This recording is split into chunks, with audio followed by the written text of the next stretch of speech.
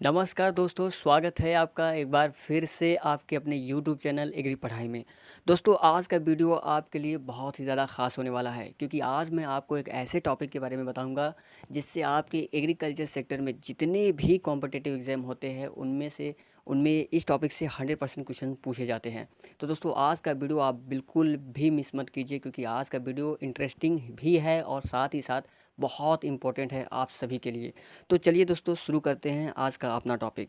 दोस्तों, जो आज का हमारा टॉपिक है वो है list of important agricultural revolution in India.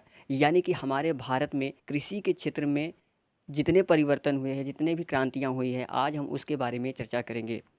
तो दोस्तों, मैं आपको एक बात बता दूं कि सबसे पहले कि आज हम जो टॉपिक चूज़ किए हैं, जो टॉपिक मैं आपको बताऊंगा उसके बारे में हम एक सीक्वेंस से स्टडी करेंगे। ठीक है, तो चलिए शुरू करते हैं। तो चलिए दोस्तों, जानते हैं कि क्रांति क्या है। देखिए, जब किसी भी क्षेत्र में परिवर्तन धीरे धीरे होता है तो उसे परिवर्तन कहते हैं, और जब वही परिवर्तन अचानक से और जल्दी जल्दी होने लगता है तब उसे क्रांति कहते हैं। कहने का मतलब ये है दोस्तों कि जब किसी क्षेत्र में परिवर्तन धीमे धीमे हो तो उसको हम चेंज कहते हैं, लेकिन यही परिवर्तन जब बहुत कम समय में हो और बहुत बड़े पैमाने पर हो। ठीक है दोस्तों, हाँ, ध्यान दीजिए इस बात को कि बहुत कम समय में हो और बहुत बड़े पैमाने पर हो, तब हम उसको क्या कहते हैं, उसे हम क्रांति कहते हैं। उसे क्या कहते हैं, उसे हम क्रांति कहते हैं। तो दोस्तों, मैं आपको बता दूं, ये चेंज या ये परिवर्तन किसी भी सेक्टर में हो सकता है, चाहे वो एग्रीकल्चर सेक्टर में हो, चाहे एग्रीकल्चर सेक्टर में हो सकता है, लेकिन हम उसे क्या कहेंगे, उसे हम क्रांति कहेंगे। तो चलिए दोस्तों, जानते हैं कि आज हमारे देश में यानी हमारे भारत देश में एग्रीकल्चर सेक्टर में यानी कृषि के क्षेत्र में कितने सारे चेंज हुए हैं, जो बड़े चेंज हुए हैं कम से कम समय में, यानी कि जो क्रांति हुई है वो कौन कौन सी क्रांति हुई है। लेकिन दोस्तों देखिए, सबसे पहले मैं आपको बता दूं कि कितने चेंजेस या कितनी क्रांतियां हुई हैं हमारे, कितने रिवॉल्यूशन हुए हैं हमारे देश में। उसके बारे में चर्चा करने से पहले मैं आपको बता दूं एक इम्पोर्टेंट बात दोस्तों, कि जो हमारे देश में क्रांति के फादर कहे जाते हैं, यानी कि जो रिवॉल्यूशन के पिता कहे जाते हैं, वो हैं एम एस स्वामीनाथन जी। जी हाँ दोस्तों, ये क्वेश्चन बहुत ही इंपॉर्टेंट है, आपसे पूछा जाता है, आपके जितने भी कॉम्पिटिटिव एग्ज़ाम है उसमें पूछा जाता है कि रिवॉल्यूशन, जो भारतीय रिवॉल्यूशन है, इंडियन रिवॉल्यूशन के फादर कौन है। तो जी हाँ दोस्तों, आप इसका जवाब जो है टिक क्या करेंगे, वो है सही जवाब है इसका दोस्तों एम एस स्वामीनाथन, माफ़ कीजिएगा। इसका सही जवाब है M S Swaminathan. M S Swaminathan ji जो थे वो हमारे इंडियन रेवोल्यूशन के पिता कहे जाते हैं। तो दोस्तों, जब भी आपको ये पूछा जाए कि हमारे भारत के जो रिवॉल्यूशन के फादर हैं, इंडियन रिवॉल्यूशन के जो पिता हैं, वो कौन है, तो आप कहेंगे, आप जवाब देंगे दोस्तों एम एस स्वामीनाथन जी का। तो दोस्तों चलिए शुरू करते हैं, जानते हैं आज कि हमारे देश में कुल कितनी क्रांतियाँ हुई है। एक एक करके हम सीक्वेंस से उसके बारे में चर्चा करेंगे। तो दोस्तों, हरित क्रांति, जो हमारे देश में जो पहली क्रांति थी वो थी हरित क्रांति, यानी कि ग्रीन रेवोल्यूशन। और सबसे पहले दोस्तों मैं आपको एक बात बता दूं कि ग्रीन रेवोल्यूशन के पिता जो थे वो एम एस स्वामीनाथन जी थे। वो एम एस स्वामीनाथन जी थे। और एम एस स्वामीनाथन जी इस रिवॉल्यूशन को 1966 में, यानी कि हमारे जो भारत की आज़ादी के बाद 1966-67 में ये क्रांति आई। देखिए दोस्तों, मैं आपको बता दूं रिवॉल्यूशन हमारे देश में क्यों ज़रूरी था। हमारा जो तब देश आज़ाद हुआ था, तब उस वक्त हमारे पास खाने के लिए जो सफिशिएंट ग्रेन, सफिशिएंट सीरियल या क्रॉप, जो मतलब अन्न नहीं थे। तो दोस्तों, जो क्रांति हुई, इसका जो हरित क्रांति जो हुई, ये इसका जो मेन पर्पस था, उसका पर्पस यही था कि देश में पर्याप्त मात्रा में जो है ग्रेन या अन्न का उत्पादन करना। तो दोस्तों, हरित क्रांति से हमारे देश में यही परिवर्तन हुआ कि हमारे जो गेहूं और धान का प्रोडक्शन था, उसकी मात्रा में बहुत ज़्यादा वृद्धि हुई, उसके प्रोडक्शन की मात्रा में बहुत ज़्यादा वृद्धि हुई। और ये वृद्धि क्यों हुई दोस्तों, मैं आपको ये भी बता दूं, क्योंकि हमने जो गेहूं और धान की सबसे अधिक उपज देने वाली वैरायटी थी, जो सबसे और फिर रासायनिक उर्वरकों का हमने इस्तेमाल किया दोस्तों, नई तकनीकों का इस्तेमाल किया, जिससे गेहूं और धान की जो वैरायटियाँ थी, जो प्रोडक्शन था, वो बहुत ज़्यादा इंक्रीज़ किया और हमारे लिए सफिशिएंट फूड का जो व्यवस्था हुई दोस्तों। तो इसलिए हरित क्रांति जो है बहुत ही इम्पोर्टेंट रिवॉल्यूशन है, यानी ग्रीन रेवोल्यूशन हमारे लिए बहुत ही ख़ास है दोस्तों। ठीक है, तो चलिए दोस्तों, अब देखते हैं हमारे देश में जो दूसरी क्रांति हुई वो कौन थी। दोस्तों, दूसरी क्रांति जो थी वो थी श्वेत क्रांति। इसको हम दोस्तों इंग्लिश में कहते हैं वाइट रिवॉल्यूशन। इसको हम कहते हैं वाइट रिवॉल्यूशन। तो देखिए दोस्तों, वाइट रिवॉल्यूशन किससे संबंधित है? आपको मैं बता दूं कि जितने भी कॉम्पिटिटिव एग्ज़ाम होते हैं उनमें से अगर इस टॉपिक से क्वेश्चन पूछा जाता है तो ये क्वेश्चन आपसे 100% पूछा जाता है कि जो वाइट रिवॉल्यूशन है उसके फादर कौन थे और ये किस चीज़ से संबंधित होता है। तो दोस्तों, मैं आपको बता दूं कि ये दूध उत्पादन से संबंधित होता है और इसकी शुरुआत 1964 से 1964-65 में हुई थी। इसे ऑपरेशन फ्लड के नाम से भी जाना जाता है। जी हाँ दोस्तों, ये क्वेश्चन बहुत ही ज़्यादा इंपॉर्टेंट है। आप कहीं पे इसे लिख लीजिए, कहीं पे आप इसे नोट कर लीजिए कि जो ऑपरेशन फ्लड होता है वो किससे संबंधित होता है या कौन सी क्रांति से संबंधित होता है। तो जी हाँ दोस्तों, आप इसका जवाब देंगे कि श्वेत क्रांति से। ऑपरेशन फ्लड जो होता है वो श्वेत क्रांति से संबंधित होता है और दुग्ध उत्पादन से। ठीक है, तो चलिए दोस्तों देखते हैं कि आज हमारा जो तीसरा रिवॉल्यूशन है वो कौन सा है। तीसरा रिवॉल्यूशन जो है दोस्तों वो है येलो रिवॉल्यूशन, यानी कि पीली क्रांति। पीली क्रांति किस चीज़ से संबंधित होती है दोस्तों? पीली क्रांति जो होती है वो खाद्य तेलों और तिलहन फसलों के उत्पादन को बढ़ाने के लिए हमारे देश में जो परिवर्तन हुआ था उसके लिए हुई थी ये दोस्तों। यानी कि खाद्य तेल और तिलहन के फसलों के उत्पादन में वृद्धि करने के लिए जो येलो रिवॉल्यूशन था वो जिम्मेदार था। इससे हुआ क्या दोस्तों, इससे इफेक्ट क्या आया हमारे देश में? इससे भारत में जो तिलहन उत्पादन थी, भारत उसके लिए आत्मनिर्भर हो गया। कहने का मतलब कि येलो क्रांति जो थी, खाद तेल और जो तिलहन फसल थे उनमें इतना ज़्यादा प्रोडक्शन हुआ कि भारत किसी अदर कंट्री से किसी भी चीज़ को इम्पोर्ट नहीं किया। फिर वो सेल्फ डिपेंड हो गया दोस्तों, किसके लिए? तिलहन उत्पादन के लिए।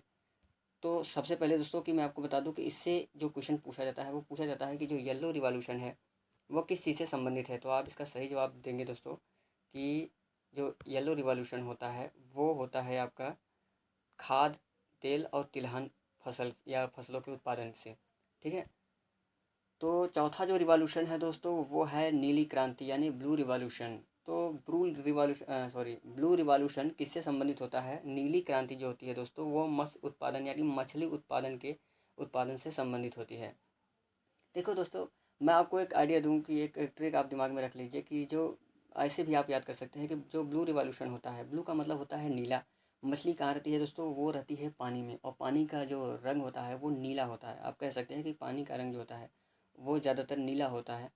तो इसलिए आप इससे कांटेक्ट कर सकते हैं, आप इससे लिंक कर सकते हैं, जोड़ सकते हैं, समझ सकते हैं इस बात को कि जो मछली होती है वो पानी में रहती है, पानी का रंग नीला होता है, यानी कि मछली जो उत्पादन होती है, मछली का उत्पादन वो नीली क्रांति से संबंधित होता है। तो दोस्तों, इससे हम समझ सकते हैं मत्स्य उत्पादन को। ठीक है, तो इससे इफ़ेक्ट क्या आया है नीली क्रांति से हमारे देश में? प्रभाव क्या क्या उसका रिजल्ट निकला हमारे देश में? तो दोस्तों, 2013-14 में भारत में 55.8 लाख टन मछली का उत्पादन हुआ था। भारत विश्व का दूसरा सबसे बड़ा मछली उत्पादक देश बन गया। जी हाँ दोस्तों, यानी कि जो ब्लू ब्लू रिवॉल्यूशन थी, नीली क्रांति थी, उसका इफेक्ट ये आया कि 2013-14 में भारत में 95.8 लाख टन मछली का उत्पादन हुआ और भारत देश विश्व का दूसरा सबसे बड़ा मछली उत्पादक देश बन गया। तो कहने का मतलब ये है दोस्तों, देखिए कि किस तरह से रिवॉल्यूशन हुई हमारे देश में, कितना बड़ा कितना ह्यूज चेंज आया हमारे देश में मछली उत्पादन को लेकर के। तो चलिए दोस्तों देखते हैं अब नेक्स्ट रिवॉल्यूशन कौन सी थी। जो हमारा जो नेक्स्ट रिवॉल्यूशन था दोस्तों वो थी ब्लैक रिवॉल्यूशन यानी कि काली क्रांति। काली क्रांति किससे संबंधित थी दोस्तों? काली क्रांति जो संबंधित थी यानी कि ब्लैक रिवॉल्यूशन जो संबंधित थी वो पेट्रोलियम यानी खनिज तेलों के उत्पादन से संबंधित थी। ठीक है, तो देखिए दोस्तों, मैं आपको हर बार एक ट्रिक बता देता हूँ कि जैसे काली क्रांति यानी कि ब्लैक, जो पेट्रोलियम होता है, जो खनिज तेल होते हैं उनका कलर जो होता है वो ब्लैक होता है। ठीक है, तो आप इससे संबंधित आप कर सकते हैं इस बात को कि पेट्रोलियम का रंग काला होता है यानी कि ये काली क्रांति से संबंधित है। तो इससे आप याद कर सकते हैं इसको आसानी से। तो चलिए दोस्तों, अब देखते हैं कि जो नेक्स्ट क्वेश्चन है वो क्या है। जो नेक्स्ट रिवॉल्यूशन है दोस्तों वो है रजत क्रांति यानी कि सिल्वर रिवॉल्यूशन। अब आपसे क्वेश्चन पूछा जाएगा कि सिल्वर रिवॉल्यूशन किससे संबंधित होता है। तो दोस्तों, सिल्वर रिवॉल्यूशन जो होता है वो भारत में अंडा उत्पादन और मुर्गी के उत्पादन से संबंधित होता है। तो देखिए दोस्तों, जो अंडे आप इसको समझ सकते हैं कि जो अंडा होता है उसके अंदर का जो वो प्रोटीन वाला पार्ट होता है वो येलो कलर का होता है। ठीक है, तो वो येलो कलर का होता है। तो इससे आप समझ सकते हैं कि जो सिल्वर कलर का होता है, सॉरी वो सिल्वर कलर का होता है। तो इससे आप लिंक कर सकते हैं इस बात को संबंधित कर सकते हैं, जोड़ सकते हैं कि जो अंडा का उत्पादन होता है वो रजत क्रांति यानी कि सिल्वर रिवॉल्यूशन से संबंधित होता है। तो चलिए दोस्तों देखते हैं अपना जो नेक्स्ट रिवॉल्यूशन हमारे देश में हुआ भारत में वो कौन सा था। जो नेक्स्ट रिवॉल्यूशन हुआ वो ही सुनहरी क्रांति, गोल्डन रिवॉल्यूशन। गोल्डन रिवॉल्यूशन किससे संबंधित होता है? तो दोस्तों मैं आपको बता दूं कि जो गोल्डन रिवॉल्यूशन होता है वो बागवानी उत्पादन यानी कि हर्टिकल्चर से संबंधित होता है। हर्टिकल्चरल जितने भी प्रोडक्शन होते हैं दोस्तों, चाहे वो फ्लावर के प्रोडक्शन हो, चाहे जिस चीज़ जो हर्टिकल्चर या बागवानी से संबंधित होता है वो सुनहरी क्रांति से संबंधित होता है। जी हाँ दोस्तों, अब सुनहरी क्रांति से हमारे देश में क्या रिजल्ट हुआ यानी कि क्या परिणाम आए, तो मैं आपको बता दूं दोस्तों, जो ग्रीन गोल्डन रिवॉल्यूशन था उससे भारत में बागवानी उत्पादन जीडीपी में 81% योगदान देता है। भारत सब्जी और फल उत्पादन में विश्व में दूसरे स्थान पे है। जी हाँ दोस्तों, मैं आपको बता दूं कि भारत सब्जी और फल उत्पादन में दूसरे स्थान पर है। तो चलिए दोस्तों देखते हैं कि जो नेक्स्ट रिवॉल्यूशन हुआ वो कौन सा है। इंद्रधनुष रिवॉल्यूशन यानी कि जो दोस्तों इंद्रधनुष क्रांति, इसको हम दोस्तों रेनबो रिवॉल्यूशन कहते हैं। इसको हम रेनबो रिवॉल्यूशन भी कहते हैं। इसको हम रेनबो रिवॉल्यूशन इसलिए कहते हैं दोस्तों क्योंकि इसका जो ये किससे संबंधित था, ये हमारे जो एग्रीकल्चर सेक्टर में जितने भी सेक्टर है, एग्रीकल्चर के जितने भी सेक्टर हैं उसके विकास के लिए या उसकी रिवॉल्यूशन के लिए जिम्मेदार था। अब चाहे वो हरित क्रांति हो, चाहे पीली क्रांति हो, नीली क्रांति हो, लाल क्रांति हो, गुलाबी क्रांति हो, ये सभी क्रांतियाँ जो है वो इंद्रधनुष क्रांति के अंतर्गत आते हैं। यानी कि इन सभी क्रांतियों का जो विकास था वो इंद्रधनुष क्रांति से संबंधित था। तो ये था दोस्तों क्रांति 10वां। और आज हम जानेंगे कि जो 12वीं क्रांति हुई हमारे देश में वो कौन थी। दोस्तों जो हमारे यहाँ हमारे भारत में जो 12वीं क्रांति हुई वो थी गोल क्रांति, राउंड रिवॉल्यूशन। देखिए दोस्तों, राउंड रिवॉल्यूशन जो था वो आलू से संबंधित या आलू के उत्पादन से संबंध रखता है। ठीक है, मैं आपको एक ट्रिक दूं दोस्तों कि जो आलू का उत्पादन होता है, आलू जो होता है वो गोला होता है। जो आलू होता है वो गोला होता है। आप समझ सकते हैं कि इसे लिंक कर सकते हैं आप इस बात को कि आलू जो होता है वो गोला होता है और वो गोल क्रांति से संबंधित होता है। ठीक है, इससे आप समझ सकते हैं। तो चलिए दोस्तों, अब हम जान लिए कि हमारे देश में कितने रिवॉल्यूशन हुए, कितनी क्रांतियाँ हुई, कितने चेंज हुए एग्रीकल्चर सेक्टर में। अब हम जानेंगे कि एग्रीकल्चर सेक्टर में जो चेंज हुई, जो रिवॉल्यूशन हुई, उसके जनक या उसके फादर या उसके फाउंडर कौन हैं। ठीक है, तो देखिए दोस्तों, जो भारत में हरित क्रांति के जनक हैं, मैंने आपको बताया था स्टार्टिंग में है कि जो भारत में हरित क्रांति के जनक हैं थे वो एम एस स्वामीनाथन जी हैं। वो कौन है? एम एस स्वामीनाथन जी। और विश्व में हरित क्रांति के पिता जो है वो है नॉर्मन बोरलॉग। जी हाँ दोस्तों, जो विश्व में हरित क्रांति के पिता माने जाते हैं वो नॉर्मन, या इनको हम एन ई बोरलॉग कहते हैं दोस्तों, नॉर्मन अर्नेस्ट बोरलॉग कहते हैं। ठीक है, जब भी आपसे एक क्वेश्चन पूछा जाए, देखिए दोस्तों मैं आपको बता दूं कि बहुत स्टूडेंट ना इस बात में कंफ्यूज रहते हैं। उनसे पूछ देता है कि हमारे देश में जो हरित क्रांति के पिता हैं वो कौन हैं, तो ज़्यादातर लोग एनी बोरलॉग को मार देते हैं। तो आप यहाँ पे आप देखिए डिफरेंस समझ लीजिए कि जो भारत में हरित क्रांति के पिता हैं वो है एम एस स्वामीनाथन जी, जबकि विश्व में जो हरित क्रांति के जो पिता माने जाते हैं हम उनको नॉर्मन बोरलॉग कहते हैं। यानी कि जो एन ई बोरलॉग थे वो वर्ल्ड रिवॉल्यूशन के फादर कहे जाते हैं। ठीक है, और दोस्तों नीली क्रांति के जो जनक है या जो फाउंडर है या फिर जो पिता माने जाते हैं वो है अरुण कृष्णन। जी हाँ दोस्तों, अरुण कृष्णन जी जो है वो नीली क्रांति के पिता माने जाते हैं, यानी ब्लू रिवॉल्यूशन के फादर माने जाते हैं। और दोस्तों भारत में श्वेत क्रांति के जनक, देखिए ये जो बहुत ही इंपॉर्टेंट क्वेश्चन है दोस्तों कि भारत में जो श्वेत क्रांति है यानी कि जिसको हम कहते हैं दोस्तों जिनका नाम है दोस्तों वर्गीस कुरियन। मैंने आपको बताया था कि श्वेत क्रांति जो है वो दूग्ध उत्पादन से संबंधित है और उसको हम फ्लड ऑपरेशन के नाम से भी जानते हैं।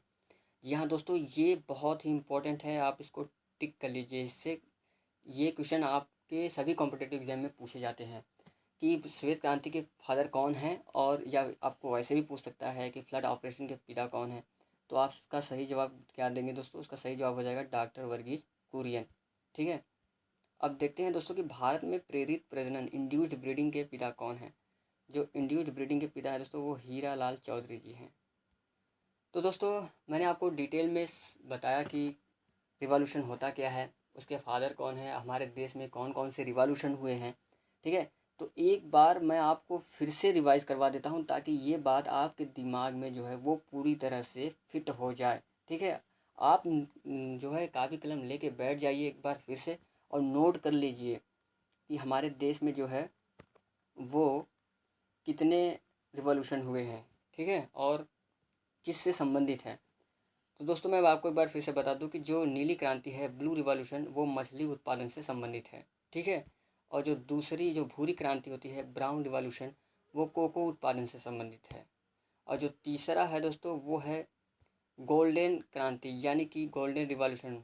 देखिए दोस्तों, मैंने आपको बताया कि गोल्डन रिवॉल्यूशन जो होता है वो बागवानी, वो 3 उत्पादन से जो है वो 2 उत्पादन से संबंधित होता है। एक तो बागवानी उत्पादन से दोस्तों, और दूसरा हनी यानी कि शहद उत्पादन से संबंधित होता है। तो आप बिल्कुल इस बात को ध्यान में रखेंगे कि कोई भी रिवॉल्यूशन दोस्तों सिर्फ एक ही चीज़ के प्रोडक्शन के लिए नहीं होता है, वो एक से अधिक चीज़ों के प्रोडक्शन के लिए भी जिम्मेदार होता है, ठीक है। तो ये जो गोल्डन रिवॉल्यूशन है दोस्तों, ये 2 चीज़ों के लिए होता है, एक बागवानी उत्पादन के लिए, एक हनी यानी शहद उत्पादन के लिए, ठीक है। जब भी आपसे पूछा जाए कि हनी उत्पादन या बागवानी उत्पादन किस क्रांति के अंतर्गत आते हैं, तो आप उसका सही जवाब देंगे जो गोल्डन रेवोल्यूशन होता है उसके अंतर्गत। तो चलिए दोस्तों देखते हैं नेक्स्ट रिवॉल्यूशन जो है, गुलाबी क्रांति किससे संबंधित होती है। आपको बिल्कुल एग्जैक्टली एकदम ऐसे ही क्वेश्चन पूछेगा कि जो पिंक रिवॉल्यूशन होता है, गुलाबी क्रांति होती है, वो किससे संबंधित होता है। तो आप सही जवाब देंगे दोस्तों प्याज। देखिए प्याज पिंक कलर का होता है, इससे आप समझ सकते हैं कि जो गुलाबी क्रांति जो प्याज होती है वो गुलाबी क्रांति से संबंधित होती है। और दोस्तों झींगा, झींगा भी आपने देखा होगा कि शायद वो पिंक कलर का ही होता है। तो आप इसको समझ सकते हैं, इसको आप लिंक कर सकते हैं, औषधि, झींगा, प्याज, ये सभी क्या हैं, ये पिंक रिवॉल्यूशन से संबंधित है, ठीक है। अब लाल क्रांति किससे संबंधित है, जो सॉरी जो चांदी फाइबर क्रांति। देखिए दोस्तों, एक सिल्वर क्रांति पूछा जाता है और एक सिल्वर फाइबर रेवोल्यूशन। जो सिल्वर क्रांति होता है वो दोस्तों वो अंडा उत्पादन से होता है, और सिल्वर फाइबर रिवॉल्यूशन जो होता है वो कपास से होता है। आप बिल्कुल भी कंफ्यूज मत होइए दोस्तों यहाँ पे। देखिए सिल्वर जो रिवॉल्यूशन होता है वो अंडा उत्पादन से होता है, ठीक है, और सिल्वर फाइबर रिवॉल्यूशन जो होता है वो कपास के उत्पादन से होता है। तो नेक्स्ट रिवॉल्यूशन क्या है दोस्तों, वो नेक्स्ट रिवॉल्यूशन है वाइट रिवॉल्यूशन यानी कि श्वेत क्रांति, दुग्ध उत्पादन। तो श्वेत क्रांति किससे संबंधित होता है, वो होता है दुग्ध उत्पादन से। पीली क्रांति किससे संबंधित होता है दोस्तों, अभी मैंने आपको बताया कि तिलहन उत्पादन से यानी कि ऑयल प्रोडक्शन से ये संबंधित होता है। और जो एवरग्रीन रेवोल्यूशन होता है, सदाबहार क्रांति, ये कृषि के जितने भी समस्त विकास क्षेत्र हैं दोस्तों, चाहे वो हरित क्रांति हो, येलो क्रांति हो, या फिर ब्लू रिवॉल्यूशन हो, कोई भी रिवॉल्यूशन हो, उसके विकास के लिए जो है उससे संबंधित होता है। तो दोस्तों ये था रिवॉल्यूशन, रिवॉल्यूशन होता क्या है और फिर हमारे देश में कितने रिवॉल्यूशन हुए, उसके फादर कौन है। तो देखिए दोस्तों, मैं आपके लिए इतना मेहनत करता हूँ, ठीक है। मेरा पर्पज़ जो है कि आपको अच्छी से अच्छी चीज़ें देना, ठीक है। मैं पूरी कोशिश करता हूँ कि आपको अच्छी से अच्छी और इम्पोर्टेंट से इम्पोर्टेंट जो है टॉपिक आपके लिए लाऊं मैं, ठीक है। आप अपना फीडबैक दीजिए, आप जब तक अपना फीडबैक नहीं देंगे दोस्तों, मैं समझ नहीं पाऊँगा कि क्या मैं अच्छा कर पा रहा हूँ कि नहीं कर पा रहा हूँ, ठीक है। तो अगर आपको वीडियो पसंद आई हो दोस्तों, तो वीडियो को लाइक कीजिए, ठीक है, कमेंट कीजिए, सब्सक्राइब कीजिए। तो और अपना फीडबैक ज़रूर दीजिए दोस्तों, इससे हमें क्या है ना, हौसला बढ़ता है और हमें समझ में आता है कि आपको क्या पसंद है, क्या सही है, क्या गलत है, ठीक है। अगर आपको वीडियो पसंद नहीं है दोस्तों, तो आप डिसलाइक भी कर दीजिए, कोई दिक्कत नहीं है, लेकिन आप अपना फीडबैक दीजिए ज़रूर। तो दोस्तों ये टॉपिक आपके लिए बहुत ही इंपॉर्टेंट था, आप इसको कहीं नोट कर लीजिए। मैं आपको हो सकेगा तो पीडीएफ भी प्रोवाइड कर दूंगा दोस्तों, ठीक है। मेरी पूरी कोशिश रहेगी कि आपको इम्पोर्टेंट से इम्पोर्टेंट चीज़ें प्रोवाइड किया जाए। तो चलिए दोस्तों, हम आपके लिए इतना मेहनत करते हैं, तो आप भी लास्ट में मैं आपसे ही रिक्वेस्ट करूँगी कि आप भी हमारे लिए थोड़ा सा मेहनत कर दीजिए, बस वीडियो को सब्सक्राइब कर दीजिए, ताकि जो नेक्स्ट वीडियो मेरी आए वो उसकी नोटिफिकेशन आपको मिलती रहे। थैंक यू दोस्तों, थैंक यू सो मच।